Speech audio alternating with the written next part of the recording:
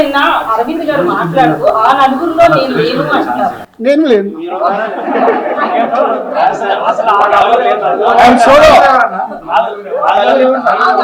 ఆయన అడగండి. ఇప్పుడు ఒక నిమిషం ఒక జోక్ చెప్తా. మనకు పాత రోజుల్లో రావుగోపాలరావు గారు, సత్యనారాయణ గారు, ప్రభాకర్ రెడ్డి గారు విలన్స్ ఉండేవాళ్ళు. 20 ఏళ్ళు అయిందా ఆ విలన్ క్యారెక్టర్ మార్చేసి ఇంకేదన్నా ఇవ్వండి, ఇంకా అక్కడే ఉంచితే ఎలా? కొత్త క్యారెక్టర్ వద్దా అన్నట్టే కదా. మీరు ఎందుకు ఆ నలుగురు ఫోటోలు వేసేస్తున్నారు? మీ పాయింట్ ఆఫ్ లో వాళ్ళు విలన్సే కదా. వేసే మీ అందరిని అడుగుతున్నా నేను, వేసే మీ అందరినీ. మీ బాధ కూడా అదే కదా. ఒక నిమిషం, మీ బాధ కూడా అదే. ఆ 4 ఫోటోలు లేకుంటే మీకు ఎవడు చూడడు. మీ బాధ మీది.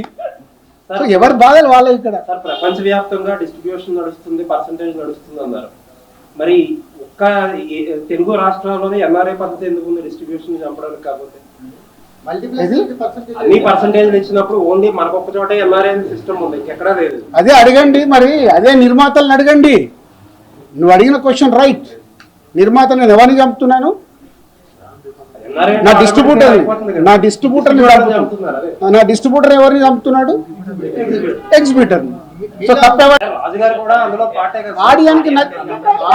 హలో, నువ్వు ఆడియన్స్ నచ్చితే థియేటర్కి వస్తావు, రాకుండా నాకు వద్దని కూర్చుంటాం. మేము అలా కాదు కదా.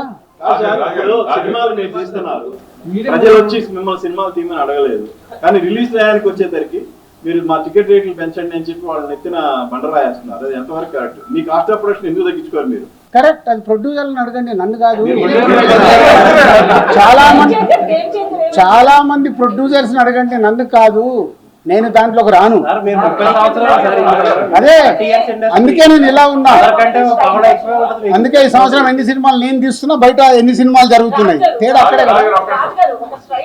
అని చాలా సేపు నుంచి సోషల్ మీడియాలో వ్యక్తిగతంగా కంపెనీలు ఏవైతే కార్పొరేట్ కంపెనీలు ఉన్నాయో అవన్నీ ప్రభుత్వానికి అనుకూలంగా ఉండవు, ఎవరి పని వాళ్ళు చేసుకుంటారు. కానీ ఫిల్మ్ ఇండస్ట్రీ దగ్గరికి వచ్చేటప్పటికి మమ్మల్ని కలవలేదని వీళ్ళు అంటారు, లేదా తెలంగాణ గవర్నమెంట్ అయినా ఏపీ ప్రభుత్వం అయినా కూడా అదే విమర్శలు చేస్తున్నారు, మమ్మల్ని వచ్చి ఇండస్ట్రీ కలవలేదు అని. దీని మీద మీ స్పందన ఏంటో? అసలు నువ్వు ఇలాంటి కాంట్రవర్షియల్ అడగద్దని ముందే చెప్పా. ప్రభుత్వాలు మాకు పెద్దన్న లాంటి.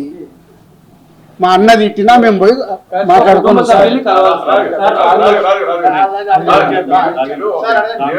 మీరు ఒక ఎగ్జిబిటర్, ఒక డిస్ట్రిబ్యూటర్, ఒక ప్రొడ్యూసర్, ఈ ముగ్గురు మధ్యన ఇప్పుడు సమస్య మొత్తం. అంటే మీరు ప్రొడ్యూసర్ గా లబ్ధి పొందినాడు, మళ్ళీ డిస్ట్రిబ్యూటర్ గా లబ్ధి పొందకపోవచ్చు, అలాగే ఎగ్జిబిటర్ లబ్ధి పొంది అలా జరగవచ్చు కదా. దీనికి ఒక ప్రొడ్యూసర్ ఈ 3 భాగాలకు సంబంధించి మీరేం చెప్తారు? కొట్టసలా మీ డెసిషన్ ఏంటి? ఇప్పుడు ముగ్గురికి సమస్యలు ఉన్నాయి. ముగ్గురికి సమస్యలు ఉన్నాయి. కానీ నేను ఒక స్లోగన్ అందరు గుర్తుపెట్టుకోండి, సింగిల్ స్క్రీన్స్ని కాపాడుకోవాల్సిన బాధ్యత మా ప్రొడ్యూసర్లది.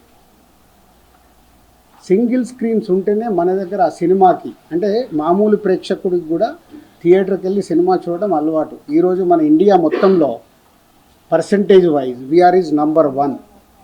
థియేటర్కి వెళ్ళి సినిమా చూసే ఆడియన్స్ ఇప్పటికీ మన దగ్గర ఉన్నారు. అబ్రాడ్కి వెళ్ళినా మనోళ్ళే, యుఎస్కి వెళ్ళినా మనోళ్ళే. సినిమా అంటే మనకు ఒక ఎంటర్టైన్మెంట్, ఆ పిచ్చి.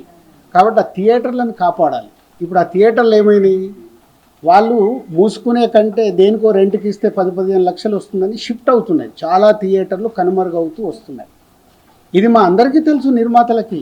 కానీ మా సినిమా రిలీజ్కి వచ్చేటప్పుడు మా స్వలాభం నాకేమొస్తుంది, నా డిస్ట్రిబ్యూటర్ దగ్గరికి వెళ్ళి ఎంత లాక్కోవాలి, నా డిస్ట్రిబ్యూటర్ వెళ్ళి నా ఎగ్జిబిటర్ దగ్గరికి వెళ్ళి ఎంత లాక్కోవాలనే మైండ్ సెట్తోనే ఉన్నాం. కానీ లేదు, ఇది అందరికీ సంబంధించింది, దీన్ని జాగ్రత్తగా కాపాడదామనే ఆలోచన ఎవరిలో లేదు.